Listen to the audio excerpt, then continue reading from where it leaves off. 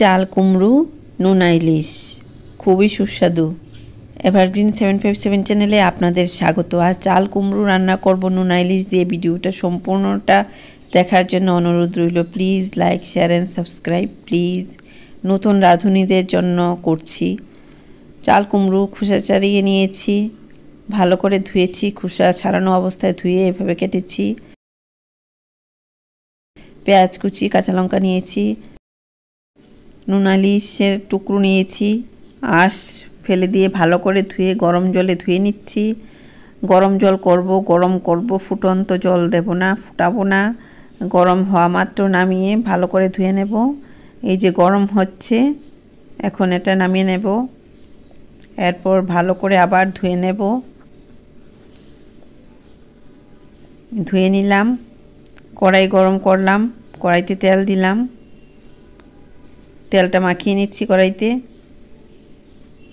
এখানে নোনা ইলিশ ভাজা হবে। নোনা ইলিশে নুন দিতে হয় না, এমনিতেই নুন দেওয়া থাকে। এখন হলুদ দেব নোনা ইলিশের মধ্যে। হলুদ দিলেই হয়, নোনা ইলিশ তো নুন দেওয়া থাকে বেশি পরিমাণে, তাই রান্নাটাতেও অল্প নুনই দিতে হবে, না হলে নোনা হয়ে যাবে রান্না। এখন আরও একটু অল্প তেল দিলাম। এখন পেঁয়াজ কুচি এই তেলের মধ্যে দিয়ে দিলাম। আরও একটু পেঁয়াজ কুচি দিলাম। পেঁয়াজ এখানে ভাজা হবে। পেঁয়াজ সুন্দর ভাজা হলে, চাল কুমড়ো দিয়ে রান্না করব তো চাল কুমড়োটা খুব টেস্ট হবে। পেঁয়াজ ভাজাটা ইম্পর্ট্যান্ট, ভালো করে ভাজা করতে হবে। এরকম ভাজা হওয়ার পর চাল কুমড়ো যে এভাবে খোসা ছাড়িয়ে কেটেছি এগুলি দিয়ে দিলাম। এখন নুন দিচ্ছি চাল কুমড়োর মধ্যে, অল্পই দিলাম, পরে প্রয়োজনে দেব। হলুদ দিলাম, নুন হলুদ মিশিয়ে নেব। চাল কুমড়োর সাথে হলুদ, নুন, পেঁয়াজ ভাজা মিশিয়ে নিচ্ছি।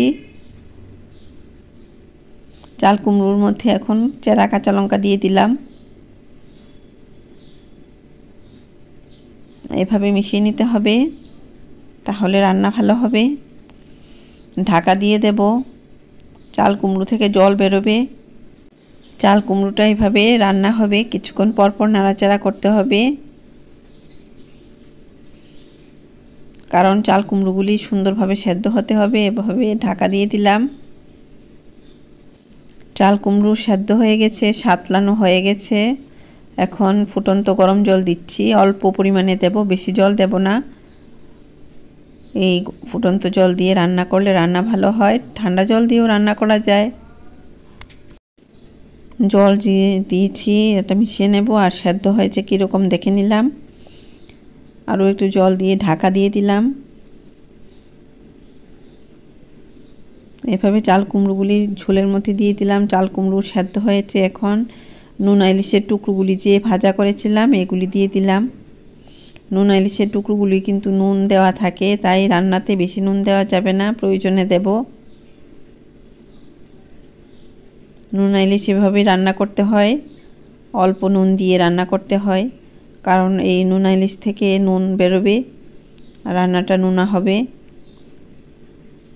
এই ফ্লেমে রান্না হচ্ছে।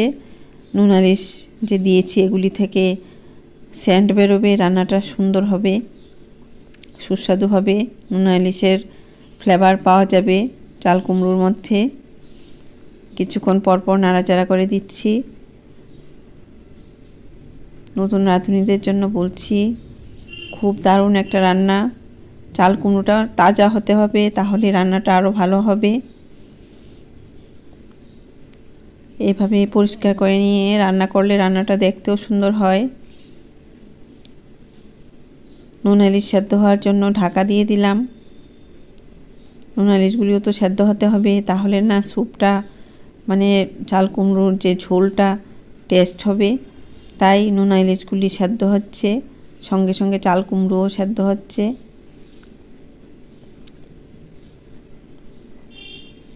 এভাবে রান্না হতে দিতে হবে। ভালো লাগলে মোবাইলে লাইক করো, সাবস্ক্রাইব করো, বেল আইকনটা প্রেস করো, তাহলে নতুন রান্নার নোটিফিকেশান সবার আগে আপনার মোবাইলে পৌঁছে যাবে।